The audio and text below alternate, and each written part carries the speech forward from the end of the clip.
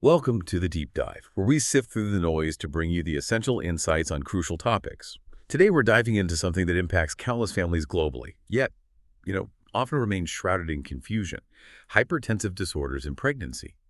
And this isn't just a minor health footnote. High blood pressure during pregnancy is actually one of the most common medical complications, and it's a significant contributor to serious illness and even death for both the mother and the baby. What makes it particularly challenging is that it can either be a pre-existing condition, meaning a woman already had high blood pressure before she conceived, or it can emerge for the first time during the pregnancy itself. Tragically, in many parts of the world, especially developing countries, inadequate access to care means these conditions often go undetected until major, sometimes devastating complications have already taken hold. It's truly fascinating how what seems like, a simple high blood pressure reading in pregnancy can actually hide a really complex, profound challenge to the mother's entire body. It's not just about a single number, it signals a systemic issue. Our mission today is to cut through that information overload, pulling out the most important nuggets of knowledge from our sources. We Right. want to help you understand not just what these conditions are, but why they matter so deeply, and the surprising ways they can impact nearly every organ, often in ways you wouldn't expect. We're aiming to give you that essential, clear understanding of this critical health challenge, from its basic definitions to its most severe forms and how they're managed. So, as you can probably gather, when we talk about hypertension in pregnancy, we're not talking about just one single thing. It's more like a spectrum, a whole landscape of different conditions. We often hear the umbrella term pregnancy-induced hypertension, or PIH. This is the general classification for our high blood pressure that develops directly because of the state of being pregnant itself. And under this PIH umbrella, we primarily find three distinct conditions: gestational hypertension, preeclampsia, and eclampsia. That's right. And getting these classifications clear is absolutely vital. It's the roadmap that guides doctors in diagnosing, managing, and understanding the progression of these conditions, ensuring they can choose the best course of action. Let's lay out these categories simply. First, general hypertension. It's defined as a blood pressure of 1490 millimeters of mercury, or milli-AHG, or higher. But it's not just a one-off reading. A doctor will confirm it with at least two measurements, usually taken a few hours apart, but no more than 7 days apart, just to make sure it's a persistent elevation. Okay, so 1480 measured twice. Yeah. Got it. Then we have gestational hypertension, GH.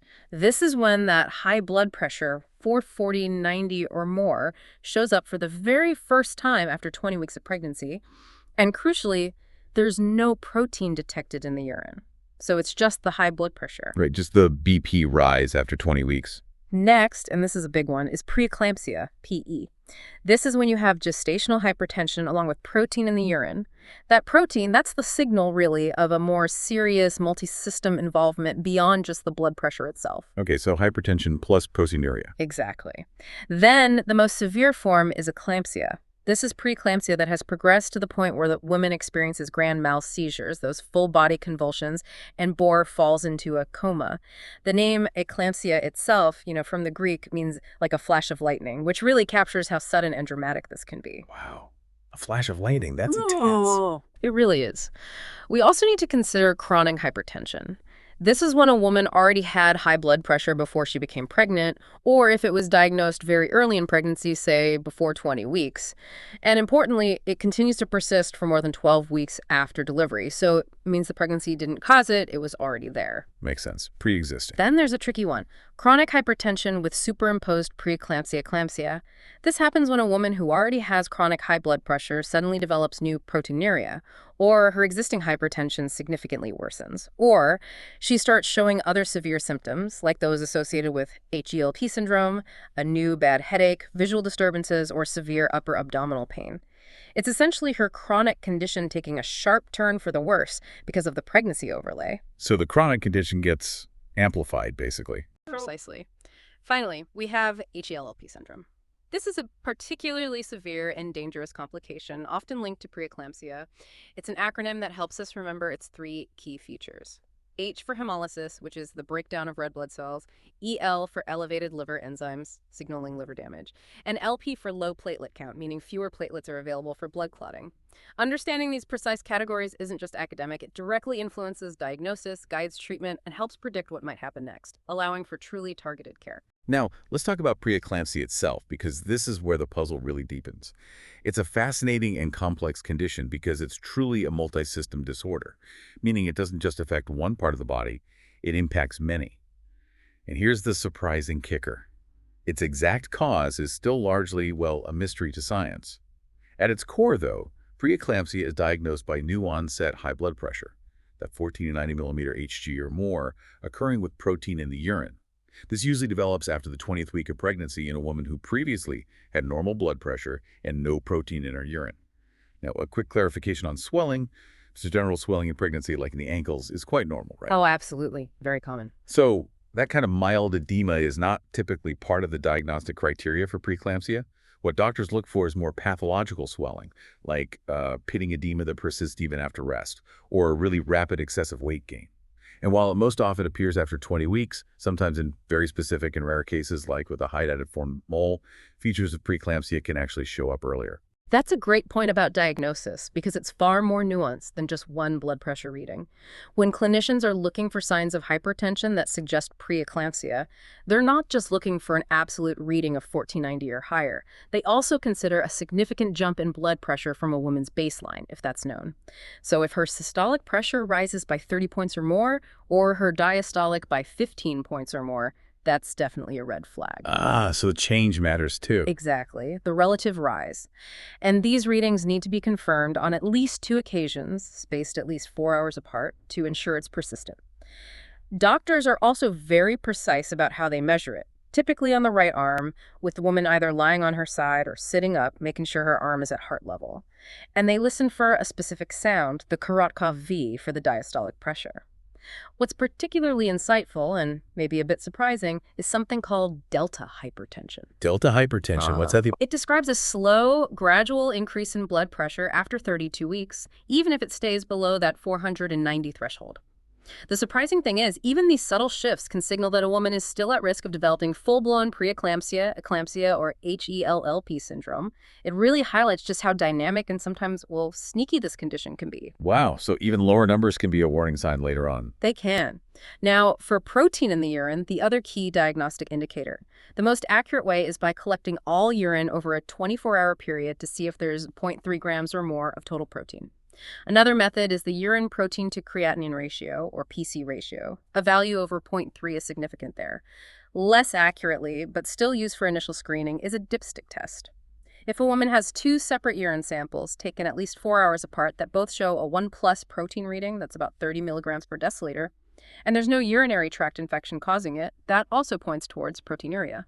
These detailed diagnostic criteria are really essential. They ensure accuracy and help doctors intervene at the right time. So with all these complex diagnostic elements, it naturally leads us to ask, who's most vulnerable?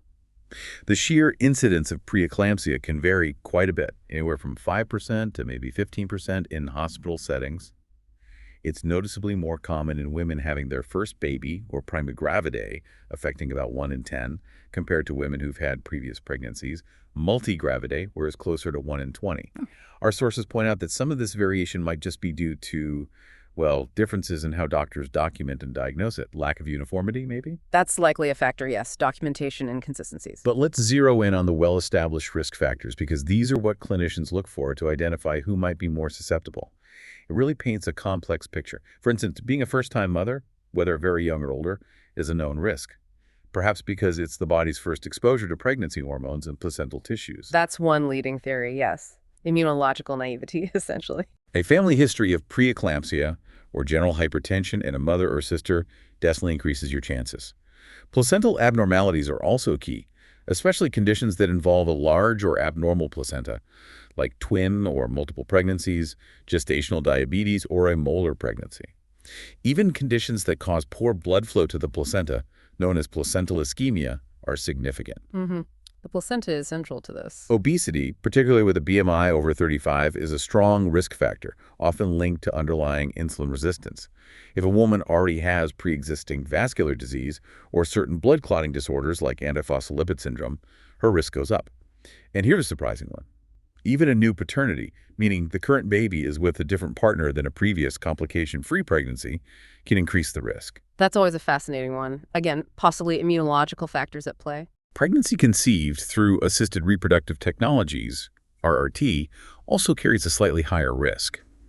Thinking about the underlying causes, the big picture factors involved include a problem with how the placenta implants and develops, damage to the inner lining of blood vessels, an overactive immune response, and even genetic predispositions. All of these contribute to this condition being so unpredictable and, well, complex. If we really connect the dots, the fundamental problem in preeclampsia is quite profound. It's widespread damage to the inner lining of blood vessels, what we call endothelial dysfunction, coupled with intense vasospasm, meaning blood vessels constrict abnormally. This isn't just in one spot. It affects nearly all blood vessels in the body, but particularly those critical ones in the uterus, kidneys, liver, placental bed, and brain. Affecting almost everything then. Pretty much. We still haven't pinpointed the exact trigger for this widespread vessel damage and constriction, but it's strongly believed to be caused by substances circulating in the blood, a humoral origin.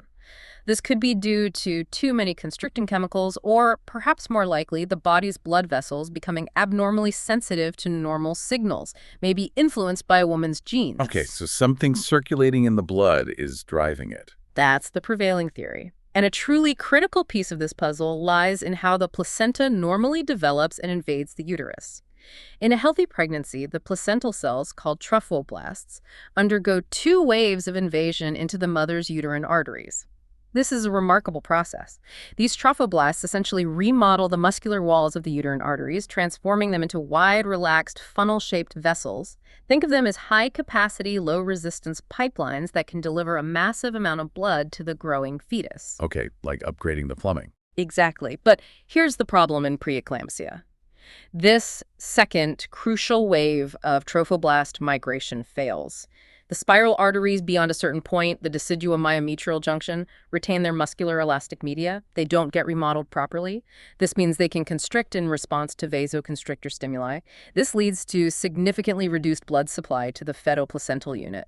It's like those high-capacity pipelines never fully form, and the baby supply line is dramatically choked off, which can lead to severe damage within the placental vessels themselves, things like acute atherosis. So the pipes stay narrow and reactive. Not good. Not good at all. This failure sets up a dangerous battle between the body's vasodilators and vasoconstrictors. In a normal pregnancy, the body produces plenty of natural vasodilators, chemicals that relax and widen blood vessels, like prostacyclin, PGI2, and nitric oxide, NO. These counteract signals that might try to constrict vessels. Also, an enzyme called placental angiotensinase usually helps break down angiotensin II, stabilizing blood pressure. In preeclampsia, this delicate balance is thrown completely off. There's a relative or maybe absolute deficiency of these natural vasodilators like PGI2, and simultaneously an increase in potent vasoconstrictors like thromboxane, TXA2, which comes from platelets. It's like the body loses its ability to relax its blood vessels, and instead the constricting signals just win out. The constrictors take over. They do. What else is happening? We see increased vascular sensitivity to angiotensin II. That placental angiotensinase might be depressed. Nitric oxide, which normally keeps vessels relaxed and also inhibits platelet aggregation and prevents clots in the placenta, becomes deficient. Its deficiency directly contributes to the hypertension.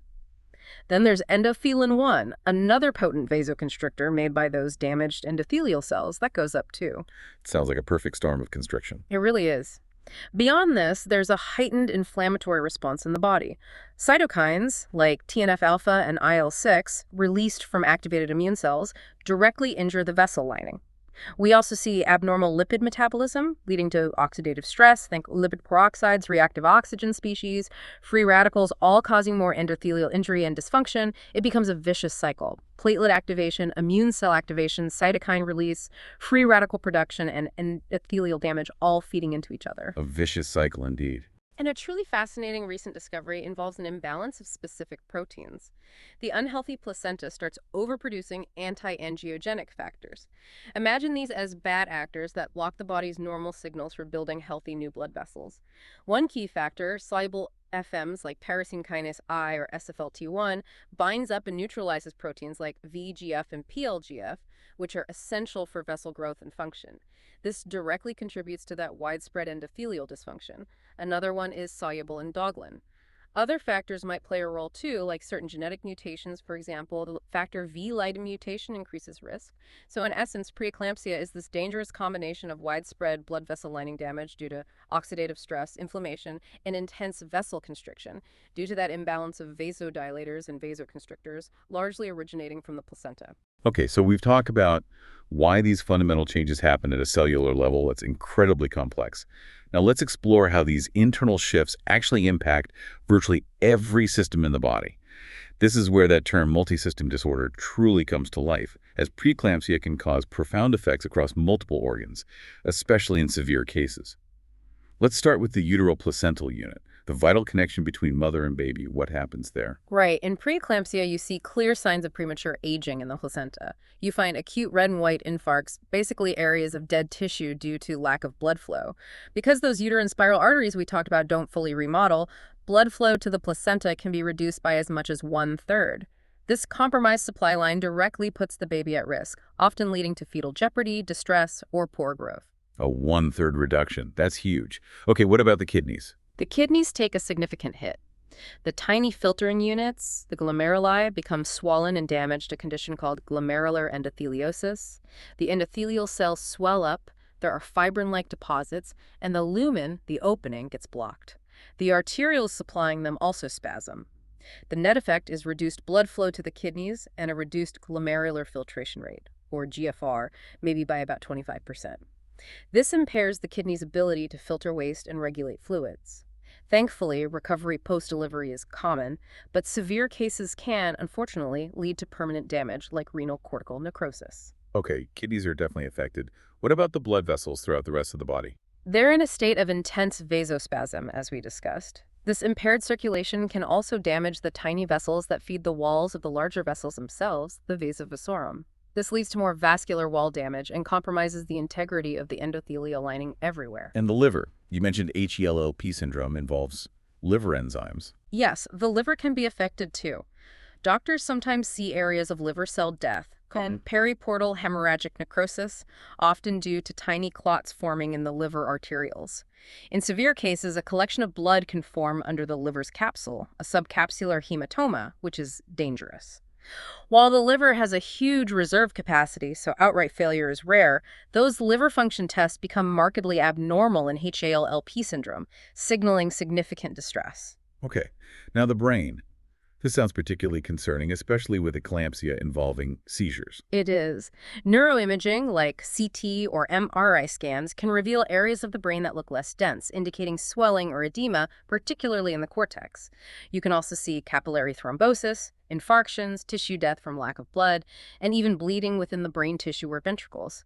The symptoms you often hear about: severe headache, scotomata, seeing spots, dimness of vision, even blindness, and of course convulsions, are frequently due to something called posterior reversible encephalopathy syndrome, or PRES. PRES, tell me more about that. PIES is basically a neuroradiological finding, often seen in the back parts of the brain, the occipital and parietal lobes.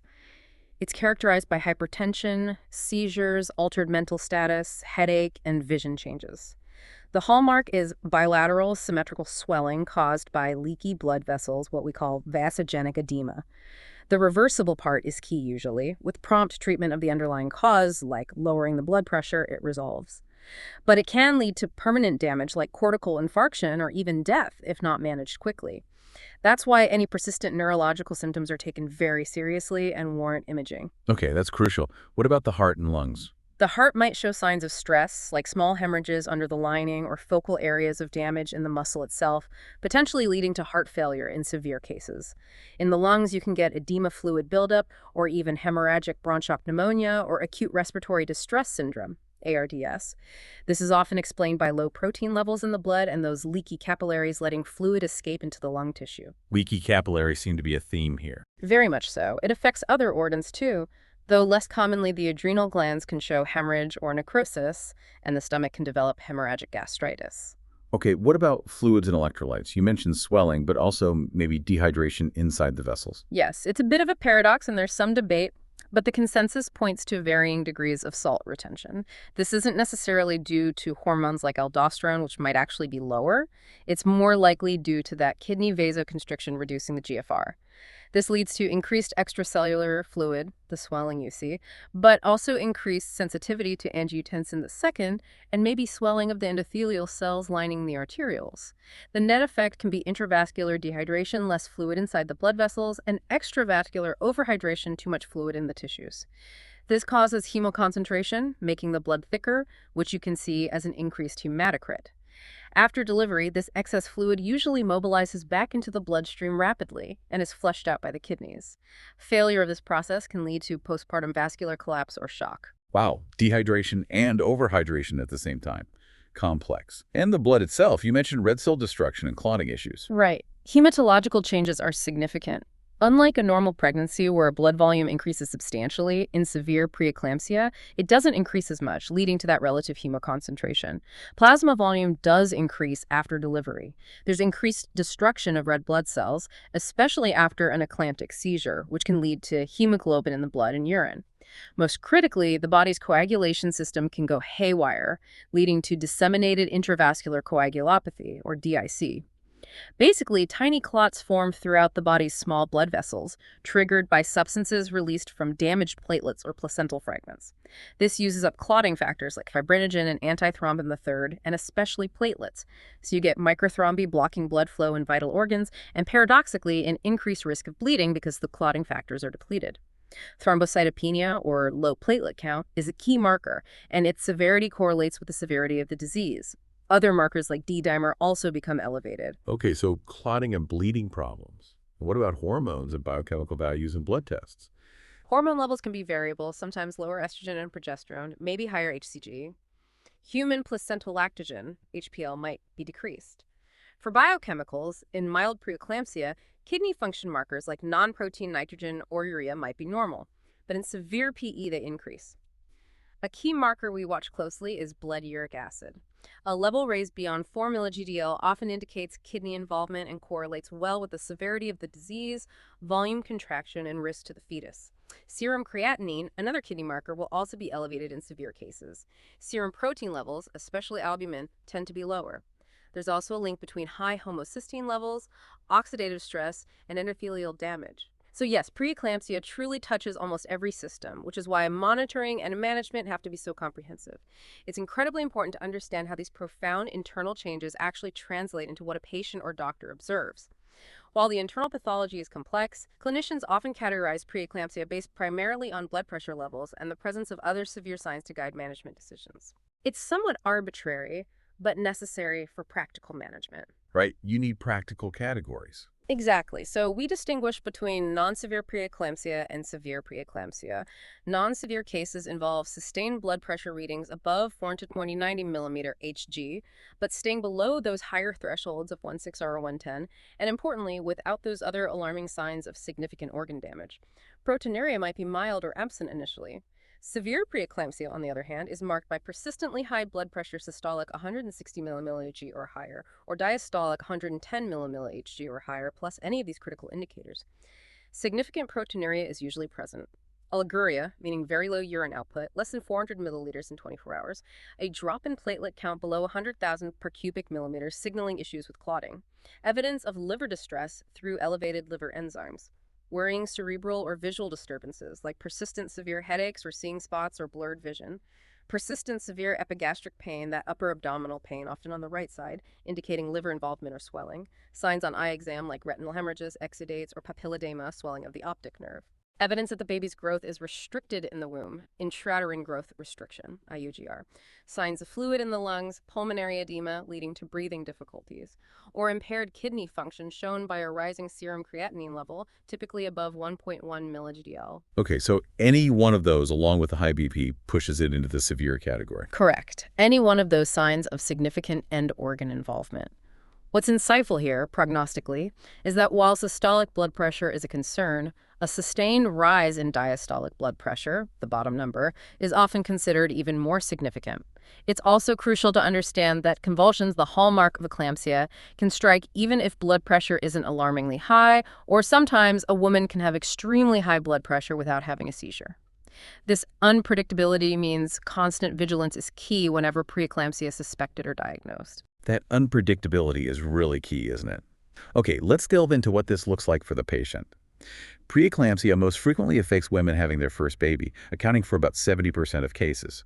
It's also more common in pregnancies with multiples, excessive amniotic fluid, or if the woman already has conditions like high blood pressure or diabetes. Typically, these signs show up after 20 weeks of pregnancy. The onset usually creeps up slowly, almost insidiously, but sometimes it can hit hard and fast. When we talk about symptoms, these are things the patient feels, and they often appear later in the disease progression. Early, milder symptoms might just be subtle swelling, like tight rings on your fingers or ankles that stay swollen even after a night's rest. This swelling can then gradually spread to the face, abdomen, or even the whole body in severe untreated cases. That generalized edema is a worrying sign. Definitely. But then there are alarming symptoms. These are the red flags, signaling a serious and potentially acute worsening of the condition. They can appear alone or in combination. A severe headache, often described as being at the back, occipital, or frontal of the head, and persistent. Disturbed sleep, which might seem minor but is a common warning sign. A very worrying sign is a significantly diminished urine output, specifically less than 400 millimeters in 24 hours, indicating the kidneys are under severe strain. Acute, severe upper abdominal pain, epigastric pain, sometimes with vomiting, maybe even coffee-colored vomit, suggesting hemorrhagic gastritis or liver issues like that subcapsular hemorrhage. And eye symptoms, blurring, seeing spots or flashes, cautomata, dimness of vision, or even temporary complete blindness. While vision usually recovers completely in 4 to 6 weeks after delivery, these are urgent signs. They're caused by spasm in the retinal blood vessels, damage to the occipital lobe, like in PRES, or even retinal detachment. Those neurological and visual symptoms are immediate red flags for severe disease. Absolutely. As for signs, the things the doctor observes, rapid weight gain is often an early clue, sometimes before any visible swelling. A quick gain of more than, say, 4 pounds in a week during the later months is very significant. Of course, the rise in blood pressure is key. Often the bottom number, the diastolic pressure, rises first, and it can be insidious. And that pathological edema we mentioned, swelling that persists, especially after rest, is a critical sign. Sudden, generalized edema can indicate imminent eclampsia. Crucially, there shouldn't be any prior signs of chronic heart or kidney disease. Pulmonary edema might be present, heard as crackles in the lungs. On abdominal exam, there might be signs that the baby isn't growing well, FGR, or that there's scanty amniotic fluid, suggesting chronic placental insufficiency. The classic progression you often see is rapid weight gain first, then visible edema and/or hypertension, and proteinuria usually appearing last. When you see those signs of organ damage, low platelets, abnormal kidney or liver function tests, lung fluid, or those brain visual symptoms, it's a strong indication that preeclampsia has truly become a severe multi-system disorder. To connect this to the bigger picture of severe complications, HELLP syndrome is a particularly critical and severe one associated with preeclampsia, affecting maybe 10–15% of those severe cases. Remember, HELLP stands for hemolysis, red blood cell breakdown, elevated liver enzymes, and low platelet count, usually below 100,000 millimeters. The hallmark here is microangiopathic hemolytic anemia. Red blood cells are actually getting fragmented as they try to squeeze through damaged, narrowed small blood vessels. You can see these damaged cells, called schistocytes or Burr cells, on a peripheral blood smear. Wow, the cells are actually breaking apart. Yes. What's crucial to understand is that HELLP can develop even if the mother's blood pressure isn't severely high, making it a tricky diagnosis sometimes. Women with LP often report nausea, vomiting, and that severe pain in the upper abdomen, especially on the right side, directly over the liver. On blood tests, we'd see those fragmented red blood cells, significantly elevated hepatic enzymes like ASTALT, often 70 IUL, LDH 600 IUL, maybe elevated bilirubin, 1.2 milli-GDL, and that low platelet count. A very dangerous complication is a subcapsular hematoma in the liver, basically, a bleed under the liver's outer layer. If this ruptures, it can lead to massive internal bleeding and life-threatening shock, sudden hypotension, hemoperitoneum. It's often diagnosed by CT scan. That sounds terrifying. How is HLP managed? The management principles for HELLP are similar to severe preeclampsia or eclampsia. Stabilize the mother, provide anti-seizure prophylaxis with magnesium sulfate, control severe hypertension. Corticosteroids are often given, especially if delivery isn't immediate and the pregnancy is preterm, 34 weeks. They seem to improve both perinatal and maternal outcomes, potentially by improving platelet counts. And delivery is the definitive treatment. It's often expedited, frequently via cesarean section. Epidural anesthesia is possible if the platelet count is above 100,000, but platelet transfusions might be needed if the count is very low, say below 50,000, especially before surgery. These women typically need intensive care unit, ICU management until their condition improves. There has been some exploration of expectant management if the condition is stable and the pregnancy is very preterm, 34 weeks, involving bed rest, maybe plasma volume expansion or antithrombotic agents, but delivery remains the mainstay.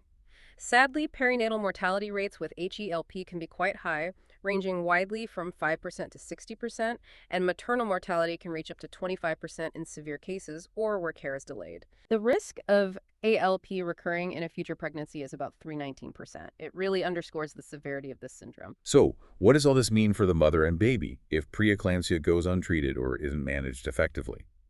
The complications are significant, impacting both immediately and with potential long-term consequences. For the immediate maternal complications during pregnancy, you can see eclampsia itself, those seizures occurring in about 2% of cases. Yeah. There's a risk of accidental hemorrhage, placental abruption, oliguria or anuria, low or no urine output, indicating kidney failure, dimness of vision, or even blindness, and preterm labor. Of course, the severe HELLP syndrome we just discussed is a major concern, as is cerebral hemorrhage, bleeding in the brain, or ARDS, acute respiratory distress syndrome. During labor, the risk of eclampsia continues, and after delivery in the puerperium, there's a risk of postpartum hemorrhage, often due to coagulation failure or uterine endosteny. Eclampsia can still strike postpartum, usually within 48 hours, but sometimes later. Other postpartum risks include shock, peripheral vasomotor collapse, and sepsis. The postpartum period remains a high-risk time. Absolutely. For the immediate fetal complications, the risk is directly linked to how severe the preeclampsia is, how long it lasts, and the degree of proteinuria. Tragically, there's a risk of intrauterine death due to those uteroplacental issues, spasm, hemorrhage, infarction. The baby often experiences intrauterine growth restriction, IUGR, due to chronic placental insufficiency or asphyxia, lack of oxygen. And prematurity, either spontaneous or induced because the mother's condition requires delivery, is a very common outcome, bringing its own set of risks for the baby. Prematurity is a huge factor. Now, looking at the long-term or remote complications for the mother, surprisingly, residual hypertension, high blood pressure that persists, can remain for more than 6 months after delivery in about half of all cases. This suggests an underlying predisposition, perhaps linked to familial factors, thrombophilias, or underlying microvascular issues like insulin resistance. There's also a significant chance of recurrent preeclampsia in future pregnancies, roughly 25%.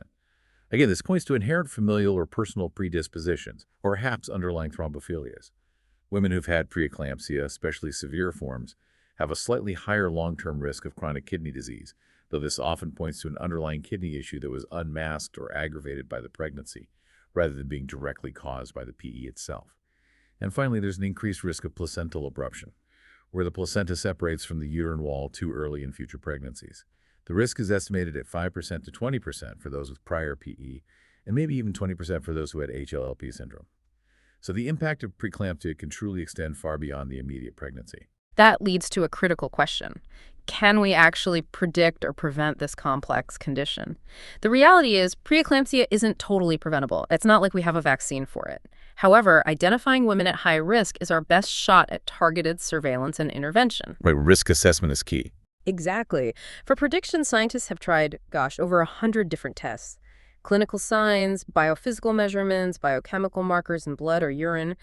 But individually, none have been consistently accurate or reliable enough for widespread clinical use. They just haven't panned out as standalone predictors. However, some promising new approaches are emerging, particularly combination strategies. For instance, a multi-marker screening approach tested in a large trial called ACE-PRE back in 2017 showed real promise. It combined maternal risk factors, uterine artery, Doppler ultrasound measurements, looking at blood flow resistance, mean arterial pressure, MAP, and levels of specific maternal serum proteins like PAPPA and PGF, all measured between 11 and 13 weeks of pregnancy. This combined approach seemed able to predict about 75% of subsequent preeclampsia cases, albeit with a 10% false positive rate. Still, that's much better than previous methods. 75% prediction is pretty significant. It is. Other potential indicators being researched include early signs of kidney stress, like a subtle rise in serum uric acid or microalbuminuria, tiny amounts of protein in urine. Persistently elevated MAP, say above 90 millimillibailey G in the second trimester, is also a potential warning sign. Measuring those circulating anti-angiogenic proteins we discussed earlier, like SFLT1, or even detecting free fetal DNA in the mother's plasma, are active areas of investigation. And looking further ahead, researchers are exploring complex patterns using proteomics, metabolomics, and transcriptomics, basically analyzing huge data sets of proteins, metabolites, or gene activity in blood or urine for predictive signatures. There used to be older tests, like the rollover test, where blood pressure was checked lying on the side versus the back, but its predictive value was limited, though a negative test was somewhat reassuring. So lots of research, but the multi-marker screening sounds like the current best bet for prediction. What about prevention? Right, for prophylactic measures. Regular antenatal checkups are fundamental, of course. That allows for early detection of concerning signs like rapid weight gain or even subtle rises in blood pressure. Some studies suggest general physical activity might be beneficial. But the most significant evidence-based preventive measure, especially for high-risk women, is low-dose aspirin, LDA.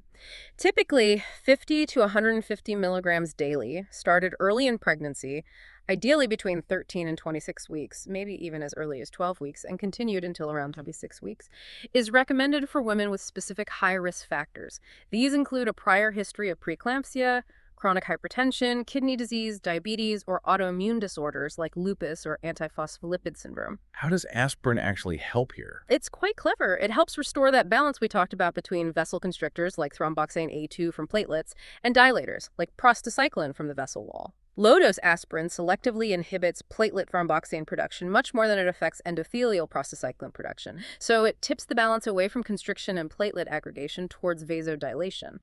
Tilting the balance. Makes sense. Exactly. Other measures exist but have more limited or specific roles. Heparin, or low molecular weight heparin, might be useful for women with known thrombophilias, but it's not routine.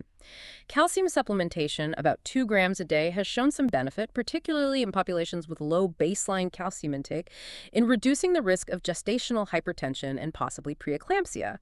But for things like high doses of antioxidants, vitamin C and E, magnesium, zinc, fish oil, or adhering to a strict low-salt diet, the evidence for prevention is generally weak or inconclusive based on large trials. Maintaining a balanced diet rich in protein might be generally beneficial. There was some interest in sildenafil, Viagra, due to its effects on blood vessels, but results have been limited. So while a silver bullet for prevention doesn't exist, regular checkups and targeted interventions like low-dose aspirin for the right high-risk candidates offer our best hope to reduce the incidence or severity. Okay, so let's talk about managing this condition once it's actually present gestational hypertension or preeclampsia.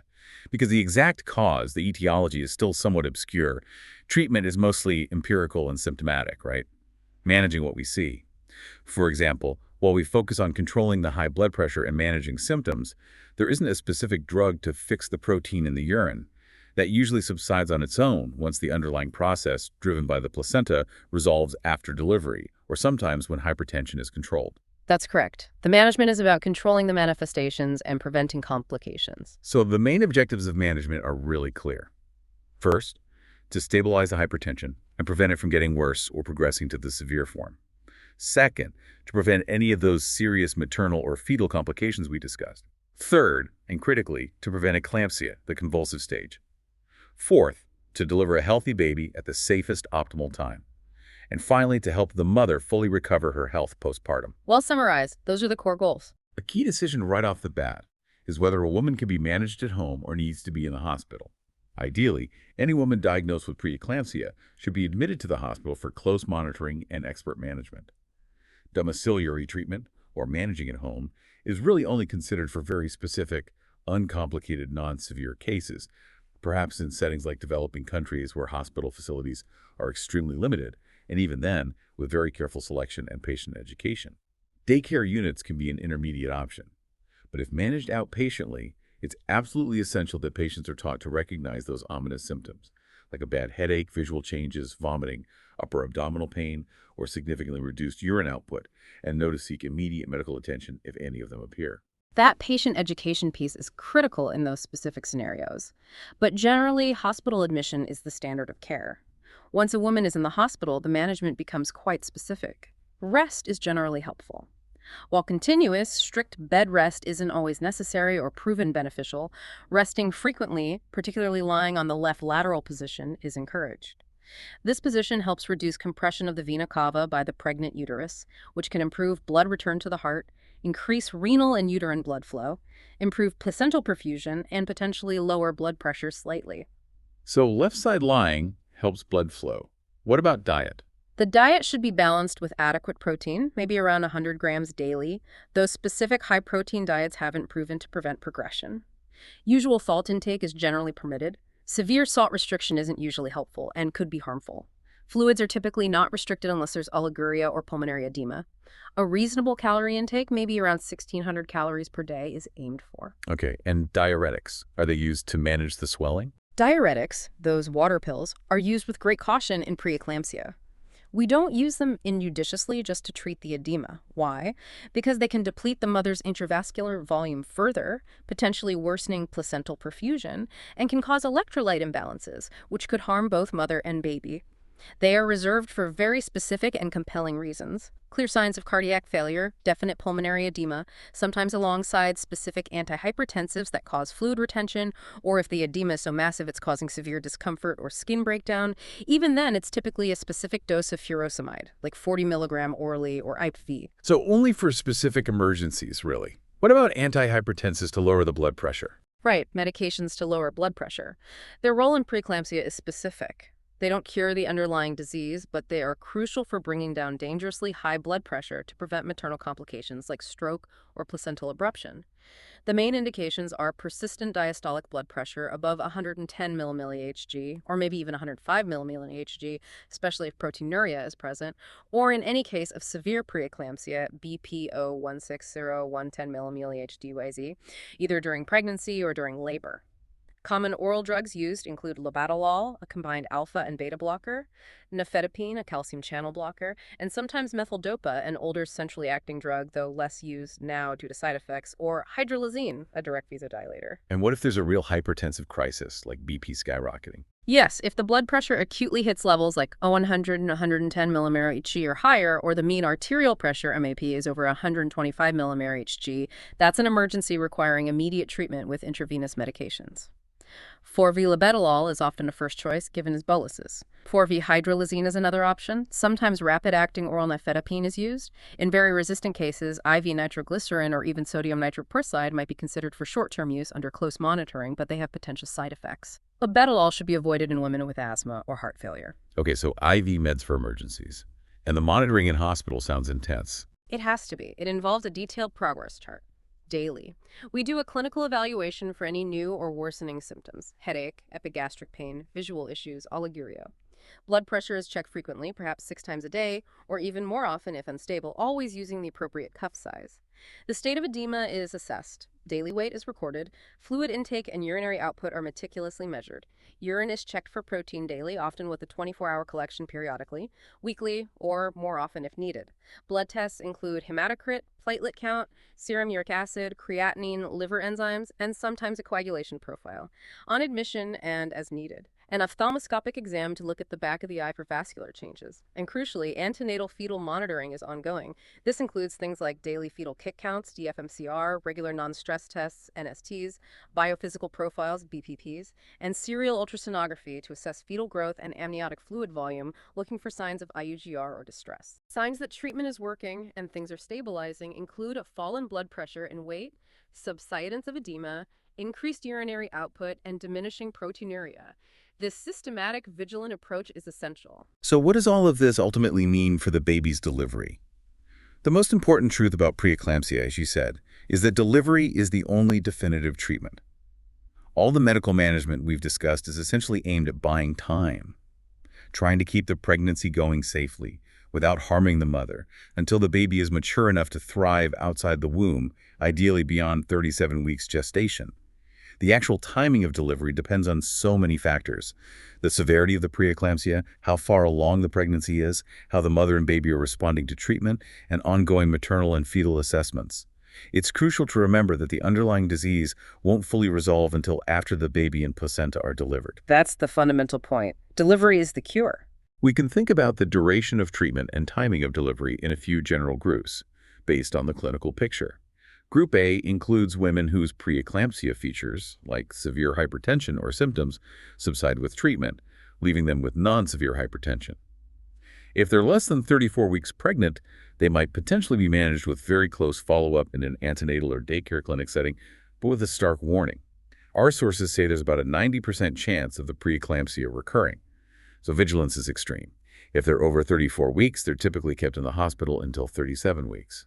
Then a decision is made to induce labor or wait for spontaneous labor, but usually not going beyond the expected due date. Right, balancing fetal maturity with maternal risk. Group B involves women whose symptoms are only partially controlled, and their blood pressure remains steadily high, maybe in the non-severe range, but persistent.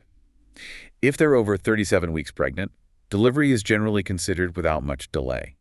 If they're less than 37 weeks, the goal is often judicious expectant management, trying to carefully extend the pregnancy, ideally to at least 34 weeks, with very close maternal and fetal monitoring in the hospital. A careful balancing act there. And then there's Group C, the most severe situation. This is for women whose blood pressure continues to rise into the severe range despite medication, or if they develop those grave features, persistent severe headache, epigastric pain, visual disturbances, oliguria, evidence of HELLP syndrome, pulmonary edema, or low oxygen saturation, SiO2, 95%.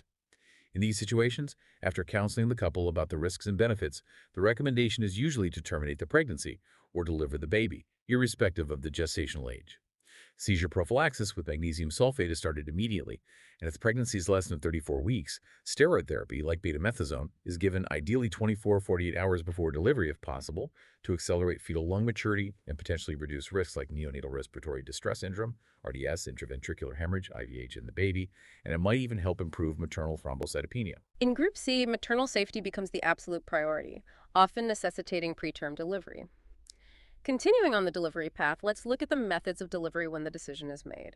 Induction of labor is often the preferred method if the mother is stable, the gestational age is favorable, usually 34-37 weeks, depending on severity, and importantly, the cervix is favorable or ripe. Indications for induction include aggravation of preeclampsia despite medical treatment, the appearance of new ominous symptoms like epigastric pain, persistent hypertension when the pregnancy reaches term, 37 weeks, cases of acute fulminating preeclampsia regardless of gestation once stabilized, or simply making the expected date without spontaneous labor. If the cervix is ripe, methods include surgical induction by low rupture of membranes, ARM or amniotomy, often combined with an oxytocin infusion to stimulate contractions. If the cervix is unripe, prostaglandin preparations, like PGE2 gel or vaginal inserts, can be used first to ripen or soften the cervix, making induction more likely to succeed. Antihypertensive therapy is, of course, continued during induction. Okay, so induction if possible. What about cesarean section? Cesarean section is chosen when urgent termination of pregnancy is needed, but the cervix is unfavorable, unripe, long, closed, making induction likely to be prolonged or fail. It's also indicated in severe preeclampsia where a prolonged induction delivery interval is undesirable, or if there are associated complicating factors like an elderly first-time mother, a contracted pelvis, malpresentation of the baby, or fetal distress.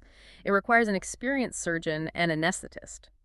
Epidural anesthesia is often preferred as it can help lower blood pressure, but it may be contraindicated if there's significant coagulopathy, low platelets, or clotting factor issues. And management during labor itself. It sounds like a risky time. It is. Blood pressure tends to rise during labor contractions, and the risk of seizures, intrapartum eclampsia, is definitely present. The patient remains in bed, usually positioned to optimize blood flow. Antihypertensives are continued or adjusted as needed if BP remains high. Blood pressure and urine output are monitored frequently. Prophylactic magnesium sulfate is often administered during labor if severe features are present, like SPP 160, DBP 110, or MIP 125 mmHg to prevent seizures. Careful fetal monitoring is essential, as fetal bradycardia, slow heart rate, can sometimes occur, especially after maternal convulsion if one were to happen, or due to placental insufficiency. The duration of labor is often curtailed. The first stage might be shortened by amniotomy, and the second stage, pushing, is often actively managed and shortened with the use of forceps or venous vacuum extraction to minimize maternal exhaustion and Valsalva effort. A critical point. After delivery, intravenous ergometrin, methergine, is generally avoided because it can cause a significant spike in blood pressure. Instead, oxytocin, pitocin, is used, given intramuscularly or as a slow 5e infusion to contract the uterus and prevent postpartum hemorrhage. The mother remains under very close observation for several hours after delivery. Okay, avoiding ergometrine is key postpartum. What about care in the puerperium after delivery? The postpartum period requires continued vigilance. Close watch is needed for at least 48 hours, as the risk of eclampsia persists, especially in the first day or two. Antihypertensive medication is continued if the blood pressure remains high, for example, 150-100 mmHg. Oral nifedipine, like 10 milligrams every 6 hours, is a common choice, continued until the BP stabilizes for 48 hours, then gradually weaned. Oral furosemide, like 20 milligrams a day for 5 days, might be given to help mobilize excess fluid and aid recovery, especially in severe PE with significant edema. Magnesium sulfate infusion might also be continued for 24 hours postpartum, especially if the patient had severe preeclampsia, HELLP, or eclampsia, due to the ongoing risk. Antihypertensives are definitely needed postpartum if hypertension was severe or symptoms were acute, as the risk of complications like stroke or pulmonary edema remains elevated initially. Hospitalization continues until the mother's blood pressure is considered safe and stable off medication, and significant proteinuria is resolving. For breastfeeding women, medications like labetalol, nifedipine, and enalapril are generally considered safe. Methyl-dopa is often avoided postpartum due to an association with postpartum depression. Right, avoiding methyl-dopa postpartum. Good point. Now let's confront the most dangerous end of this spectrum. Acute fulminant preeclampsia, often called the preeclamptic state. This sounds like preeclampsia hitting overdrive, a rapid deterioration in an established case, maybe an acute onset, with very severe hypertension developing over a short time. There's a constant, immediate threat of convulsion, cerebral hemorrhage, cardiac failure, or placental abruption. All the features of severe preeclampsia are just intensified, right? Exactly. It's a true obstetric emergency. The clinical picture is rapidly worsening, and the risks are immediate and life-threatening. So if this happens outside the hospital, what's the first step? The absolute priority is immediate, gentle, but urgent transfer to a tertiary care hospital with obstetric and neonatal intensive care capabilities. While arranging transfer or en route if possible, the patient should be adequately sedated. Seichi, midazolam 1-2 milligram IV, or diazepam 10 milligram IV slowly, watching breathing, and given prophylactic magnesium sulfate, loading dose to prevent seizures. Blood pressure should be controlled with rapid-acting agents if dangerously high. Gentle handling is key, and the transfer must be accompanied by trained medical personnel equipped to manage seizures, maintain an airway, and administer emergency medications. Okay, immediate stabilization and transfer. What happens once they reach the hospital? Treatment is aggressive and immediate. The patient is managed in a dedicated eclampsia room or ICU setting with close, constant supervision. Urgent prophylactic anticonvulsant therapy with magnesium sulfate is initiated or continued immediately. Blood pressure is stabilized rapidly using parenteral, usually intravenous, antihypertensives. 4V labetalol or IV hydrolizine are typically first-line choices. The response is monitored extremely carefully, aiming to bring the BP down to a safer range, like 100 and 60 and 105 millimol Hg, but avoiding excessively rapid drops that could compromise placental perfusion. And the obstetric management. What about the pregnancy? Maternal interest is paramount. The goal is to stabilize the mother first. However, delivery is usually indicated promptly in acute fulminant preeclampsia. If the pregnancy is beyond 37 weeks, delivery is initiated once the mother is reasonably stable. Even if preterm, if the maternal condition doesn't show significant improvement within a short time frame, maybe 6 to 8 hours, of aggressive medical management, or if there are signs of fetal distress, delivery should be strongly considered, irrespective of the gestational age. The method could be induction, using ARM plus oxytocin or PGE2 if the cervix is favorable and time permits, or cesarean section, especially if rapid delivery is needed or the cervix is unfavorable. If the pregnancy is less than 34 weeks and delivery can be safely delayed even for a short period, which is often not possible in fulminant cases, corticosteroids are given to enhance fetal lung maturity. Now moving to eclampsia. The term itself, as we mentioned, comes from the Greek word eclampsis, meaning like a flash of lightning, which perfectly captures its sudden and dramatic onset. While it can strike abruptly without warning, the profound insight here is that in over 80% of cases, it's preceded by the signs and symptoms of severe preeclampsia. Recognizing those warning signs is key. Fundamentally, eclampsia is defined as preeclampsia complicated by the occurrence of one or more grand mal seizures, those generalized tonic-clot convulsions and/or unexplained coma. So preeclampsia plus seizures or coma. Correct. The incidence varies hugely worldwide. It's thankfully rare in developed countries with good prenatal care, maybe 1 in 2,000 deliveries or less, but it remains tragically high in many developing regions, contributing significantly to maternal mortality. Rates like 1 in 500 to even 1 in 30 have been reported in parts of India, for example. It's more common in prima gravide, first pregnancies, about 75% of cases, and the risk is about 5 times higher in twin pregnancies compared to singletons. Over half of all cases occur relatively late in pregnancy, between 36 weeks and term. And the underlying pathophysiology, is it just even worse preeclampsia? Essentially, yes. It represents the most severe end of the preeclampsia spectrum, with intensified vasospasm, endothelial damage, and resulting organ dysfunction, particularly affecting the brain. The precise cause of the convulsion itself is still debated. Theories include cerebral anoxia, lack of oxygen, due to intense cerebral vasospasm and reduced oxygen consumption by brain tissue, cerebral edema, swelling, cerebral dysrhythmia, like an electrical storm in the brain, excessive release of excitatory neurotransmitters like glutamate, or a breakdown in the brain's ability to regulate its own blood flow, loss of cerebrovascular autoregulation in the face of high blood pressure. It's likely a combination of factors. Okay, multiple potential triggers for the seizure. When do the fits typically occur? The onset of fits can happen at different times relative to labor and delivery. More than half occur during the third trimester. Roughly 50% are antepartum before labor begins, 30% are intrapartum during labor, and about 20% are postpartum after delivery. Postpartum eclampsia usually occurs within the first 48 to 72 hours, but worryingly, it can sometimes happen later, even up to 4 weeks after delivery. Sometimes a woman might have a fit, regain consciousness, and the pregnancy continues for a time that's called intercurrent eclampsia. The cerebral pathology seen includes edema, infarction, hemorrhage, and necrosis. And the seizure itself, what does it look like? The clinical features of a typical eclamptic convulsion follow a distinct four-stage pattern. 1. Premonitory stage. Lasts maybe 30 seconds. The woman becomes unconscious, her eyes might roll up or become fixed, and there's twitching of the muscles of the face, tongue, and limbs. 2. Tonic stage. Also about 30 seconds, the whole body goes into a rigid tonic spasm. The back might arch, opisthetonis, limbs flex rigidly, hands clench.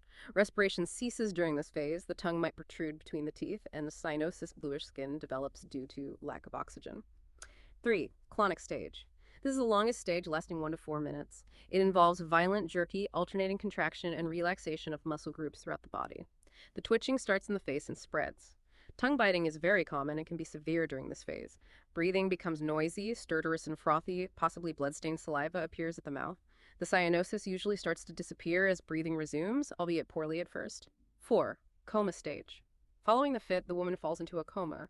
This can be brief, or she may remain deeply unconscious, sometimes until the next fit occurs. On waking, she might be confused, agitated, or have no memory of the event.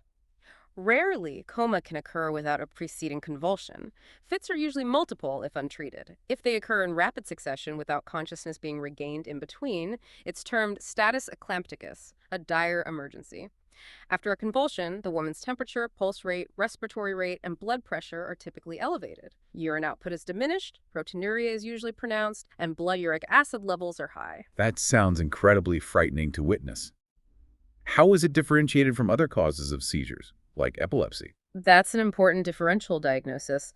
Other possibilities include epilepsy, encephalitis, meningitis, or puerperal cerebral vein thrombosis, hypertensive encephalopathy from other causes, cerebral malaria in endemic areas, PRES itself, or even intracranial tumors. The key diagnostic pointers towards eclampsia are no previous history of convulsions, the presence of the cardinal signs of preeclampsia, edema, hypertension, proteinuria, though not always all three, and the fits or coma occurring during pregnancy or shortly after delivery. Okay, the contest of pregnancy and preeclampsia signs are key. You mentioned organ dysfunction is intensified. Yes, the organ dysfunction seen in severe preeclampsia is markedly worse in eclampsia. Cardiovascular effects include intense vasospasm, increased cardiac workload, and potential failure. Hematologically, hemoconcentration, hemolysis, thrombocytopenia, and DIC are common. Renal function deteriorates further with reduced GFR and potential acute kidney injury. CNS effects include cerebral edema, hemorrhage, infarction, and blindness. Hepatic involvement can range from enzyme elevation to necrosis or hematoma.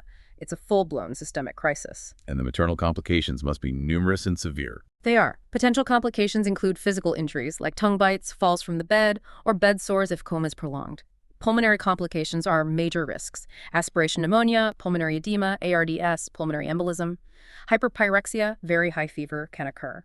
Cardiac issues like acute left ventricular failure or cardiomyopathy. Renal failure, hepatic problems like necrosis, jaundice, or that dangerous subcapsular hematoma rupture, cerebral complications like edema, hemorrhage, stroke, leading to neurological deficits, disturbed vision or blindness, hematological crises like severe thrombocytopenia or DIC, and postpartum complications like shock, sepsis, or even postpartum psychosis. It's a devastating list. What's the prognosis for the mother and baby? The maternal immediate prognosis becomes uncertain once convulsions occur. Several factors are considered ominous signs. A long interval between the onset of fits and the start of effective treatment. Eclampsia occurring antepartum with a long time until delivery. Having more than 10 convulsions, remaining comatose between fits, high fever, overdue, 102 degrees air for 39 degrees C. Very rapid pulse, 120 BPM. Extremely high blood pressure, 200 systolic. Severe oliguria, 400 mellow, 24 hours. With heavy proteinuria, 5G 24 hours. Lack of response to treatment, or the appearance of jaundice. Maternal mortality rates vary hugely depending on the healthcare setting and promptness of care. In places like India, it historically ranged from 2 to 30%, but with early diagnosis and modern effective treatment, especially MGSO4, it's now less than 2% in well-equipped centers. Common causes of death include cardiac or pulmonary failure, pneumonia, cerebral hemorrhage, renal failure, cardiac arrest, AIDS, pulmonary embolism, postpartum shock, or peripheral sepsis.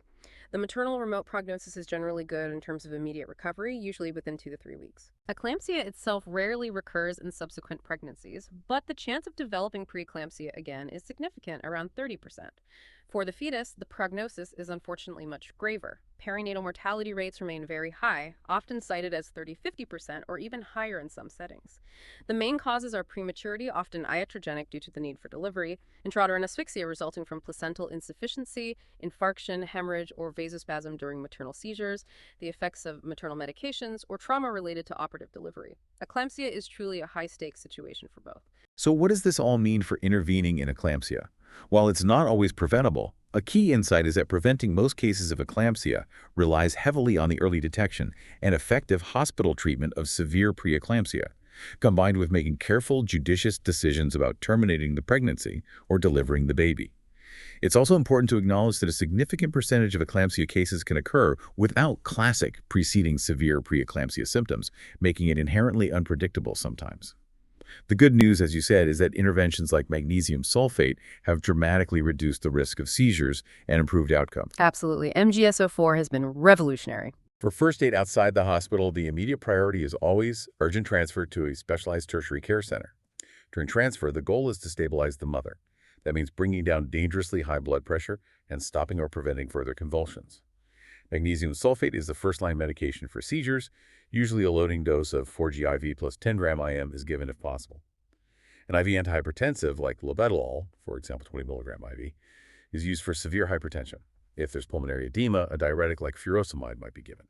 It's absolutely crucial that trained medical personnel accompany the patient to manage any recurrent fits, prevent injury, like tongue biting, and crucially, maintain her airway. That pre-hospital care and safe transfer are vital links in the chain of survival. Once the patient arrives at the hospital, the general management involves comprehensive medical and nursing care, focusing heavily on supportive measures in an intensive care setting or dedicated eclampsia room. This means supportive care to prevent serious injury, using a railed cot or bed, maybe a padded tongue blade between seizures, but not forcing it during one. Preventing aspiration is critical, keeping the patient in the lateral decubitus position on her side, suctioning secretions from the mouth and throat. Maintaining a clear airway is paramount, sometimes requiring an oral airway device. Ensuring adequate oxygenation is vital, giving oxygen via face mask, 810 albumin, monitoring oxygen saturation with a pulse oximeter aiming 92%, and checking arterial blood gases if needed. Sodium bicarbonate might be given if severe acidosis, pH 7.10, is present. Constant, vigilant supervision by experienced staff is essential. Okay, airway, oxygen, safety first. Exactly. Doctors will quickly gather whatever vital history they can from relatives or accompanying personnel. Then a thorough but quick general, abdominal, and vaginal examination is performed to assess the maternal status, fetal status, and labor progress. An indwelling urinary catheter is inserted immediately to accurately monitor urine output and allow for regular protein testing. Monitoring is extremely intensive. Pulse, respiration, and blood pressure are checked maybe every 15–30 minutes initially. Hourly urine output is recorded. If the baby hasn't been delivered yet, the fetal heart rate is continuously monitored, keeping in mind that the baby's heart rate might drop temporarily after maternal seizure. Labor progress is also assessed regularly, if applicable. fluid balance needs careful management. Crystalloid solutions, like a Ringer's lactate, are usually the first choice. Total intravenous fluid intake is generally restricted. A common guideline is to limit it to the previous 24 hours urine output plus about 1,000 milliliters for insensible losses, often meaning a maximum of around 80 milliliters per hour, or roughly 2L in 24 hours. It's critical to avoid excess dextrose or crystalline solutions, as the patient is often already overloaded in the extravascular space, and too much fluid can worsen cerebral or pulmonary edema and precipitate ARDS. Colloids like albumin are used sparingly and with care. Central venous pressure, CVP monitoring, might be used in very severe or complicated cases to guide fluid management.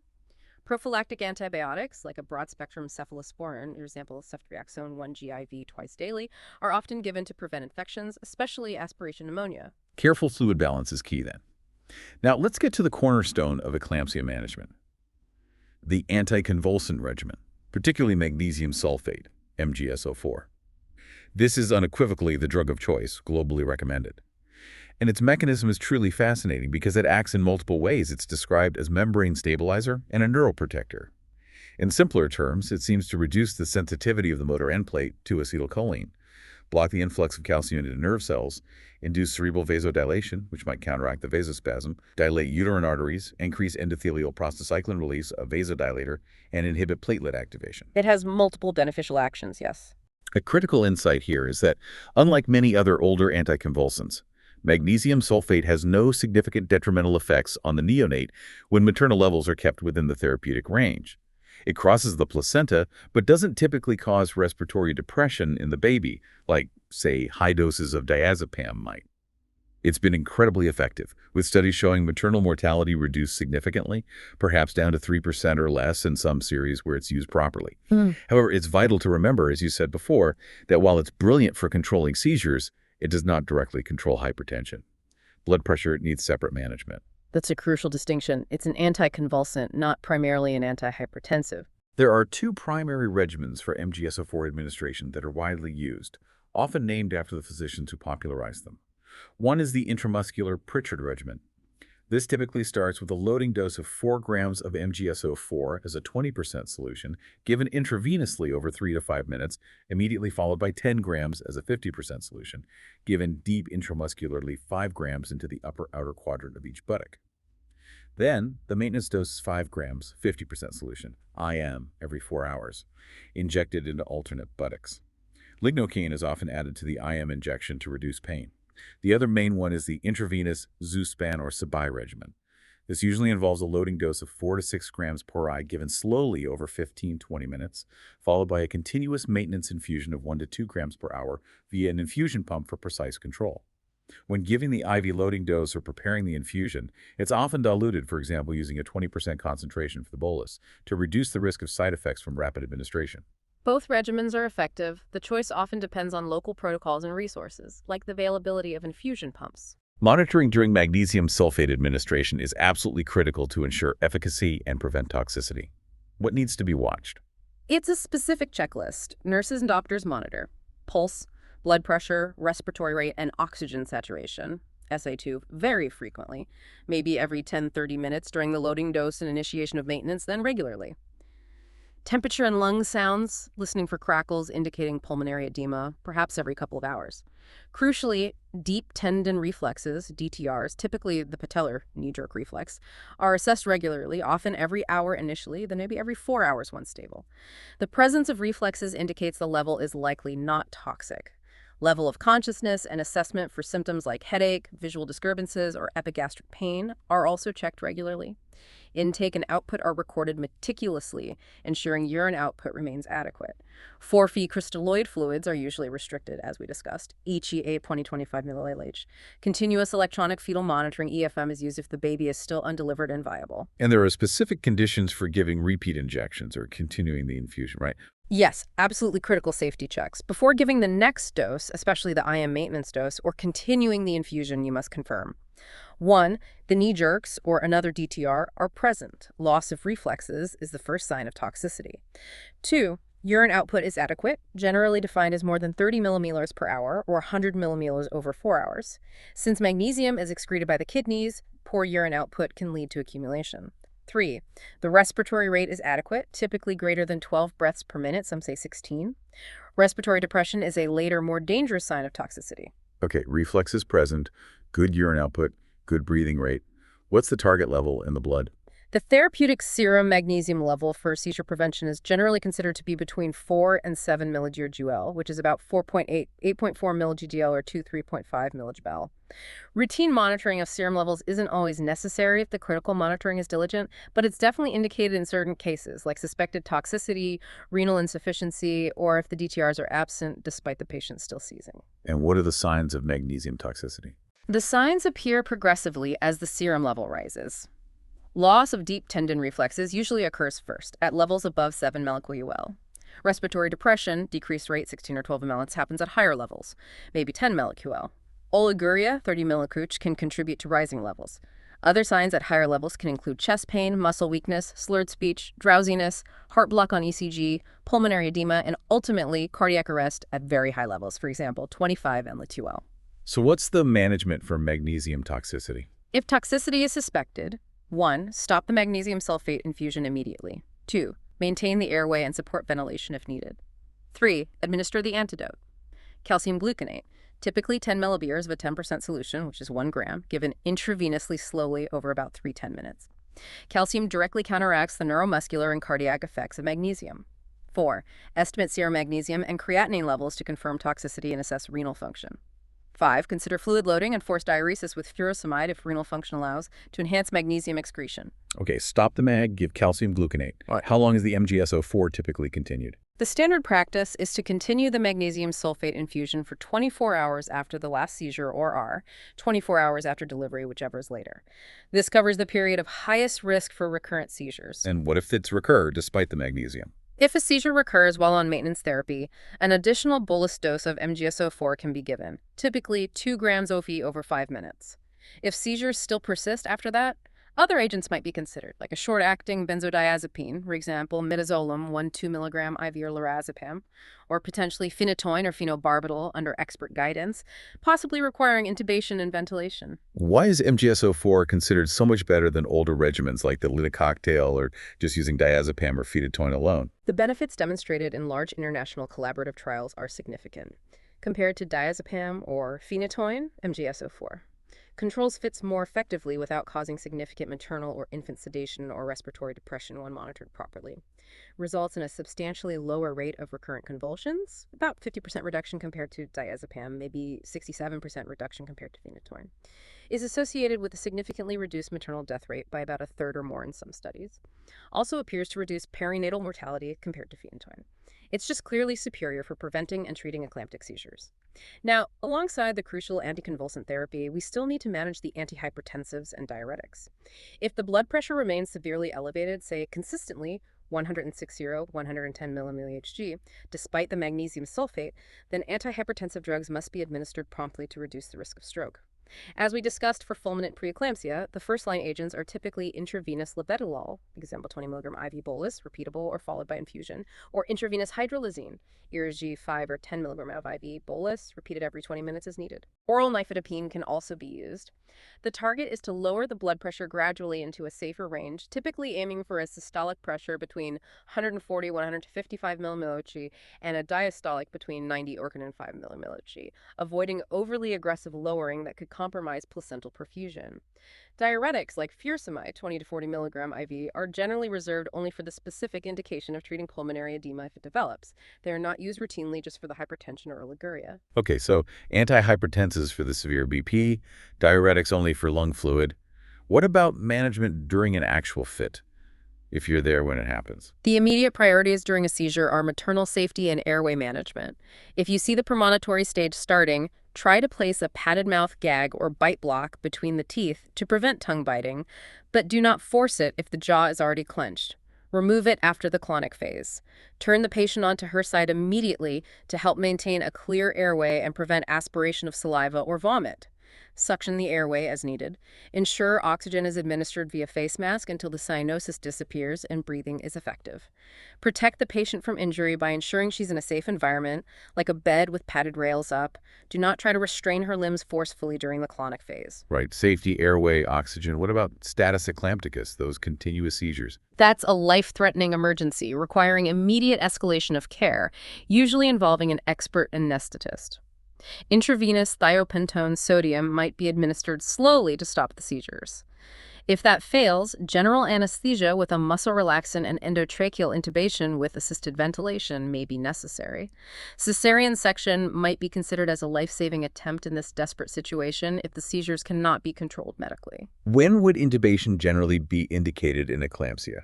Indications for intubation and ventilation include remaining unconscious for a prolonged period after a seizure, uncontrolled recurrent seizures, status eclampticus, clinical signs of aspiration, or persistent hypoxia despite supplemental oxygen. And preventing and treating other complications. Yes, that's ongoing.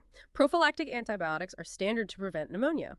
Pulmonary edema requires aggressive treatment with diuretics like furosemide, maybe even mannitol, oxygen, positive pressure ventilation if needed, and close monitoring with pulse oximetry and airway suction. Heart failure is managed with oxygen, diuretics, Lasix, and potentially digitalis. Anuria or acute kidney injury often improves after delivery but may require specific management like dopamine infusion or even dialysis in rare cases. Hyperpyrexia is treated with cooling measures and antipyretics. Postpartum psychosis might require antipsychotic medication like chlorpromazine or escazine. Intensive care monitoring is essential for any patient with eclampsia, especially those with multi-organ dysfunction. This involves a multidisciplinary team: obstetrician, critical care nurse, anesthesiologist, neonatologist, ICU specialist. Tools like arterial blood gas analysis, continuous pulse oximetry, invasive blood pressure monitoring, and sometimes CVP monitoring are used. Steroids or diuretics might be used for suspected raised intracranial pressure, and neuroradiologic imaging, CT/MRI, is indicated for persistent neurological symptoms or deficits to rule out hemorrhage or stroke. So it's a full-on critical care situation. Now let's talk about the obstetric management of eclampsia. What does this all mean for the baby's delivery? The decision to deliver is made once the woman is stable, her vital functions supported, and ideally the convulsions are controlled. But maternal interest is always paramount, especially with the ongoing threat of eclampsia and its complications. Correct. Stabilization first, then delivery planning. Let's consider eclampsia during pregnancy, antepartum eclampsia. Labor often starts spontaneously soon after convulsions begin. If not, if the fits are controlled by MGS4 and supportive care. If the baby is mature, generally considered 44-37 months, depending on severity and local NICU capabilities, the delivery is usually initiated promptly. Vaginal induction, using ARM plus oxytocin if the cervix is favorable, or PGE2, ripening if unripe, is often attempted. Cesarean section is done if induction fails, is contraindicated, or rapid delivery is needed. If the baby is premature at 34-37 weeks, the decision is more complex. Delivery is still often the safest course because the underlying disease persists, carrying risks of recurrence, placental abruption, or intrauterine fetal death, IUFD. If the gestation is very early, 34 weeks, steroid therapy is given to enhance fetal lung maturity before delivery, ideally allowing 24-48 hours. Conservative management to gain fetal maturity is sometimes considered if the mother is stable and seizures are completely controlled, but it carries significant risks and requires intensive maternal and fetal monitoring in a tertiary center. It's a careful balance. If tragically the baby has already died, IUFD, the preeclamptic process usually begins to subside after the death, and the fetus is often expelled spontaneously. If not, medical induction of labor is performed once the mother is stable. A very difficult situation when the baby is premature. What if the fits are not controlled, despite adequate MGSO4 therapy within a reasonable time frame, say 6-8 hours? In that scenario, termination of pregnancy delivery is usually undertaken urgently, regardless of gestation, as ongoing seizures pose a severe threat to the mother. If vaginal delivery seems achievable quickly, e.g. cervix favorable, rapid labor progress expected, induction might proceed. Otherwise, cesarean section is often performed for maternal indication. Okay. What about eclampsia occurring during labor? If eclampsia occurs during labor, the goal is to control the seizures with MGSO4, stabilize the mother, and then generally accelerate labor and delivery. This might involve amniotomy if membranes are intact, or augmenting labor with oxytocin. Antihypertensive and anticonvulsant therapy must be optimized. The second stage of labor is usually actively shortened using forceps or ventus to minimize maternal effort. Again, avoid IV ergometrin postpartum, use oxytocin. Vigilant monitoring for postpartum hemorrhage, PPH, and shock is essential. When is cesarean section specifically indicated for eclampsia? Indications include eclampsia occurring at a very early gestation, for example, 30 weeks, where the cervix is unfavorable and induction is unlikely to succeed quickly, uncontrolled fits despite adequate therapy, status eclampticus, an unconscious patient where vaginal delivery is not imminent or feasible, or standard obstetric indications like malpresentation, previous C-section, or fetal distress. And the follow-up and prognosis after surviving eclampsia. Postnatal follow-up is crucial. The woman should be seen in a postnatal clinic by 6 weeks postpartum. If hypertension, proteinuria, or other biochemical abnormalities persist beyond this time, further investigation by a physician or nephrologist is needed to rule out underlying chronic hypertension or renal disease. Future pregnancy should ideally be deferred until her condition is fully evaluated and controlled. As we mentioned, the recurrence risk of eclampsia itself is relatively low, maybe 2–25% in different studies, but the risk of developing preeclampsia in a subsequent pregnancy is substantial, around 25–30%. And there's that interesting familial link. The daughter of a woman who had eclampsia has about a 25% risk of developing preeclampsia and a 3% risk of eclampsia herself. That genetic link is quite striking. Lastly, you mentioned atypical preeclampsia. Can you explain that crucial concept again? Yes, this is important because not all cases fit the classic textbook definition. Atypical preeclampsia refers to situations where the clinical picture strongly suggests severe preeclampsia or eclampsia, but the standard diagnostic criteria of significant hypertension and significant proteinuria might not both be met. Examples include early onset disease, before 20 weeks gestation, which can occur with molar pregnancies but sometimes non-molar, late postpartum onset, developing more than 48 hours and sometimes weeks after delivery, cases presenting initially as gestational hypertension or even just gestational proteinuria, but then developing other signs of severe disease like thrombocytopenia, elevated liver enzymes, renal insufficiency, or neurological symptoms, headache, visual changes.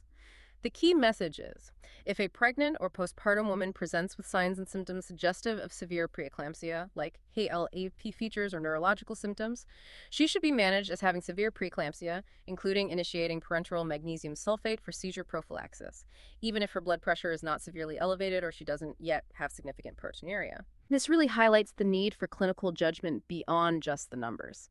Now, if we connect this back to the bigger picture, differentiating all these various hypertensive conditions is absolutely crucial for appropriate management and counseling. While they all involve high blood pressure, their underlying causes, how they typically behave clinically, and importantly, their long-term implications for the mother can be vastly different. Right, getting the diagnosis right matters hugely. Exactly. Let's quickly revisit gestational hypertension, GH. Remember, this is defined as sustained high blood pressure, Sofrite 90 on 2 occasions or 4 hours apart, that appears for the first time after 20 weeks of pregnancy or sometimes within the first 48 hours postpartum in a woman who was previously normotensive. The key distinguishing criteria from preeclampsia are the absence of significant proteinuria and generally the absence of other signs or symptoms suggesting severe preeclampsia, like severe edema, thrombocytopenia, raised uric acid, or hepatic dysfunction. Most cases of GH occur later in pregnancy, often or 37 weeks. It doesn't usually involve hemoconcentration, and typically the blood pressure returns completely to normal within 12 weeks postpartum. However, it's important to note that GH can evolve into preeclampsia, the proteinuric phase. So close monitoring is still needed, and often the definitive diagnosis of GH is retrospective, made only after confirming BP normalization postpartum. In terms of management, if GH becomes severe, BAA1 60110, or is associated with symptoms or abnormal labs suggestive of evolving preeclampsia, the management approach, including decisions about delivery, becomes very similar to that for severe preeclampsia. We should also briefly mention that gestational edema, swelling alone, and gestational proteinuria alone without hypertension, are generally considered distinct, less concerning entities, although they warrant observation. Okay, so GH is hypertension alone, usually later, resolves postpartum, but needs watching. Now, what does this all mean when a woman actually has high blood pressure before she even becomes pregnant? That's chronic hypertension in pregnancy, CHD. Exactly. CHD is defined as hypertension of any cause that was known to exist before pregnancy or was diagnosed before 20 weeks of gestation, and which persists beyond 12 weeks postpartum. It affects about 2–4% of pregnancies. In about 90% of these cases, it's essential hypertension, meaning there's no clear underlying secondary cause like kidney disease. It's just a common type of high blood pressure. It can be tricky to diagnose definitively if a woman is first seen late in pregnancy and her pre-pregnancy blood pressure wasn't documented. Are there particular high-risk factors for women with chronic hypertension during pregnancy? Yes, certain factors increase the risk of adverse outcomes. These include maternal age over 40, having had hypertension for a long duration, for example, 15 years, having very high baseline blood pressure, example, 160 or 1 number in 10 millimole Hg before or early in pregnancy, or having pre-existing target organ damage or medical disorders like renovascular disease, collagen vascular disease, or thrombophilias. Now, here's an interesting insight. Many women with mild chronic hypertension actually have a low-risk pregnancy with good outcomes, often without needing antihypertensive medication during pregnancy. But the most significant risk for all women with chronic hypertension during pregnancy is the development of superimposed preeclampsia, which occurs in about 25% of cases overall and much higher in those with severe baseline hypertension or underlying kidney disease. That's when their chronic condition gets complicated by the features of preeclampsia, and it significantly worsens the prognosis for both mother and baby. This raises an important question. How does essential hypertension, the most common type of chronic high blood pressure affecting 1–3% of pregnancies, specifically interact with pregnancy? Diagnostically, we look for that sustained BP 0590 millimole Hg before 20 weeks, excluding molar pregnancy, maybe signs of long-standing hypertension like cardiac enlargement on ECG or echo, known medical disorders causing hypertension, or blood pressure remaining elevated beyond 42 days, 6 weeks postpartum. It's difficult if pre-pregnant BP is unknown. How does pregnancy affect the essential hypertension? It's variable. A fascinating effect of pregnancy on the disease is that about half of women with essential hypertension experience a physiological dip in blood pressure around mid-pregnancy, second trimester, only for it to rise again in the last trimester back towards baseline or higher. However, in the other 50%, the blood pressure may remain stable or progressively rise throughout pregnancy. Superimposed preeclampsia develops in around 20% of women with essential hypertension. Malignant hypertension during pregnancy is rare.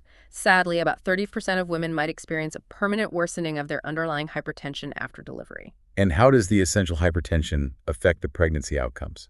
The effect of the disease on pregnancy depends on the severity of the hypertension and whether superimposed preeclampsia develops. Maternal risks like stroke, heart failure, renal deterioration increase significantly with severity or superimposed PE. For the fetus, the main risks are IUGR, intrauterine growth restriction, and preterm birth. Perinatal loss rates increase markedly with higher baseline blood pressures or the development of superimposed preeclampsia. There's also a significantly increased risk of placental abruption, estimated between 0.5% and 10% in women with chronic hypertension.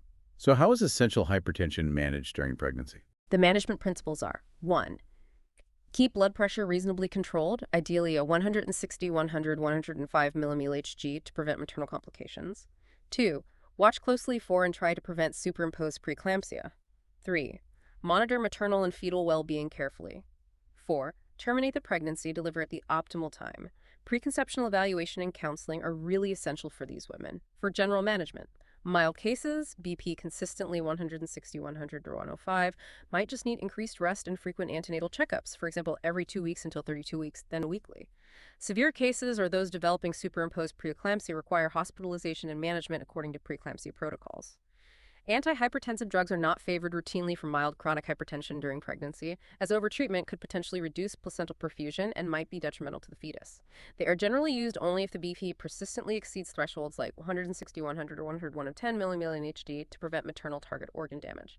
If medication is needed, drugs like labetalol, nifedipine, or methilopa are commonly used. Doses might need adjustment during that mid-pregnancy dip. ACE inhibitors and ARBs are contraindicated. For obstetric management, mild, uncomplicated cases can often await spontaneous labor near term. Severe or complicated cases, or those developing superimposed PV or IUGR, require careful monitoring, aiming to continue the pregnancy ideally to at least 34 weeks or 37 weeks if stable for fetal maturity, then proceed with delivery. Okay, now let's look at another piece of this complex puzzle. When a woman enters pregnancy already having chronic renal disease or kidney disease, this is quite rare, occurring in maybe 0.2% of pregnancies.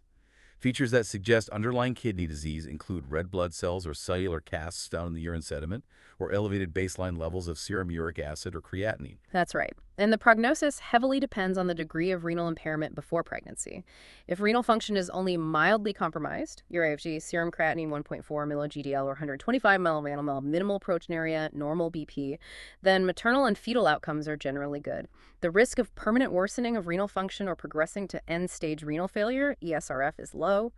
However, if renal function is already moderately or severely compromised, example, serum creatinine 1.4 milli-GDL or 125 milligel, significant proteinuria, or existing hypertension, the risks are much higher. There's about a 50% chance of adverse pregnancy outcomes, and maternal renal function can deteriorate permanently during pregnancy. The risk of ESRF is significantly higher. If superimposed preeclampsia develops in these women, the prognosis worsens dramatically, with perinatal loss rates potentially reaching 40–60%. So pre-existing kidney disease makes pregnancy much higher risk. How is it managed? Management starts with pre-pregnancy counseling.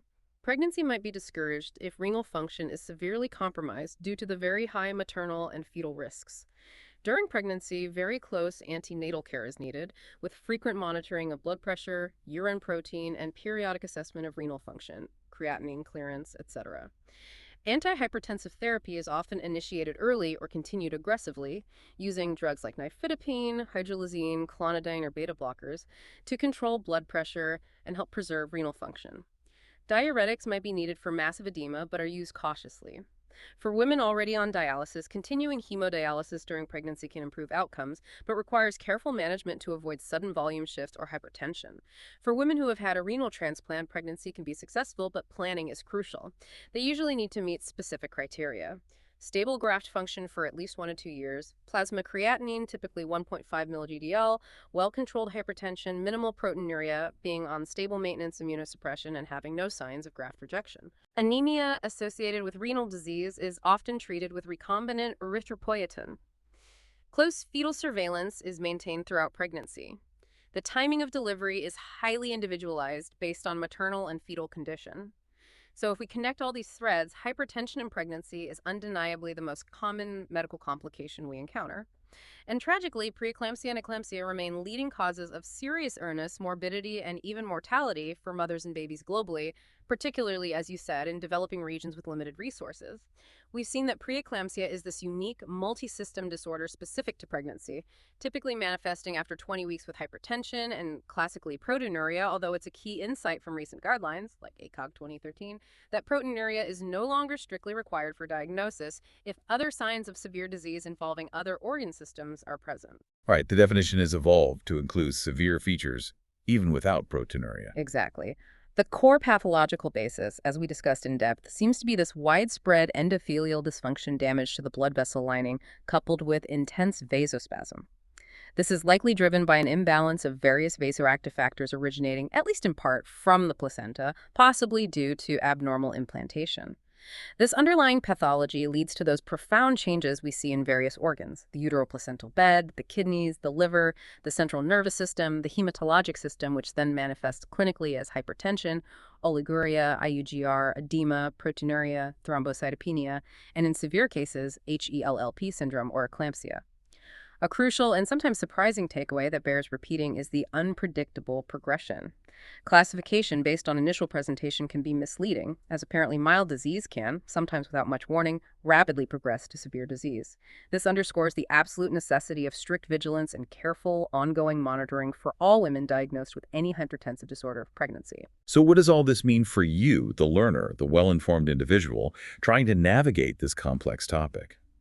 First, while predicting preeclampsia with perfect accuracy is still a challenge, identifying those high-risk factors early on and potentially using those newer comprehensive screening tools, like the multi-marker approach in the first trimester, are becoming increasingly important strategies for spotting risk early and potentially allowing for interventions like aspirin to prevent or mitigate severe outcomes. Early risk assessment is definitely moving forward. Second, when it comes to treatment, remember that magnesium sulfate is the undisputed champion, the drug of choice backed by strong evidence for controlling and preventing convulsions in eclampsia and severe preeclampsia. It's truly remarkable how this simple salt protects the brain and stabilizes the mother without harming the baby when used correctly. For managing the severe hypertension itself, antihypertensive medications like labetalol, hydralazine, and nifedipine are key tools used to safely bring down dangerously high blood pressure and prevent maternal stroke or other complications. MGSO4 and appropriate antihypertensives are cornerstones of acute management. Third, and this is perhaps the most fundamental truth in preeclampsia management we need to reiterate, delivery of the baby and placenta is the only definitive treatment. All other medical interventions, the rest, the medications, the monitoring, are essentially about managing the situation, buying time safely if possible, stabilizing the mother, allowing the baby to mature if preterm, or intervening promptly when the maternal or fetal condition demands immediate delivery, regardless of how far along the pregnancy is. Delivery cures the disease process originating from the placenta. Finally, understanding the distinct characteristics, risks, and management approaches for gestational hypertension, chronic hypertension, including essential hypertension, and chronic renal disease in pregnancy is critical. Each of these conditions requires a different perspective and tailored care plan. Proper, nuanced diagnosis is paramount for providing the right advice, monitoring, and interventions, ultimately leading to better outcomes. Specific interventions like low-dose aspirin for selected high-risk women, corticosteroids to mature fetal lungs before anticipated preterm delivery or to help manage HELLP syndrome, and the careful, guideline-based administration and monitoring of magnesium sulfate for severe preeclampsia, eclampsia, or HELLP syndrome. These are all vital tools in our arsenal to improve the safety and health of both mothers and babies facing these challenging hypertensive conditions. As we wrap up this deep dive, it's abundantly clear that hypertensive disorders in pregnancy aren't just straightforward medical conditions. They are truly complex physiological puzzles that continue to challenge researchers and clinicians alike. The dynamic nature of these conditions, the sometimes subtle shifts from mild to severe, and that ever-present potential for rapid, unexpected progression. It all really underscores the ongoing, crucial need for vigilance, constant reassessment, flexibility in management, and truly personalized care for every single mother and baby affected. It certainly does, and perhaps this raises an important question for us to consider as we look forward. Given the persistent unknowns about the precise molecular triggers for conditions like preeclampsia and the often unpredictable way they progress clinically, how might future breakthroughs in early detection technologies, perhaps moving beyond current biomarkers to analyzing placental signals more directly, or even developing real-time, non-invasive physiological monitoring tools that can sense subtle vascular changes before symptoms appear?